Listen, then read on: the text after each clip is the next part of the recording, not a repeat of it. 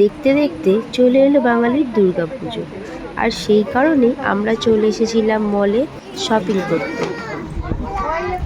আর আমাদের ম্যাঙ্গো এত বাচ্চাদের ভালোবাসে, যেখানেই দেখুক না কেন ও খেলা করতে চায় ওদের সাথে। প্রথম দিকে এই বাচ্চা মেয়েটা ভয় পাচ্ছিল, খেলা করতে চাইছিল না। কিন্তু ম্যাঙ্গো ওদের এত ডাকাডাকি করছিল, বারবার গায়ে গিয়ে হাত দিচ্ছিল, তো ওরাও আর থাকতে না পেরে ম্যাঙ্গোর সাথে খেলতে শুরু করে দিল।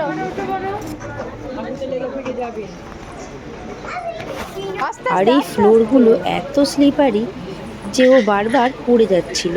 আর সেই কারণে তো ওর দিয়া ওকে বারবার বলছে আর খেলতে হবে না, দরকার নেই, কোথাও লেগে যাবে, ছেড়ে দে। কিন্তু কে শোনে কার কথা?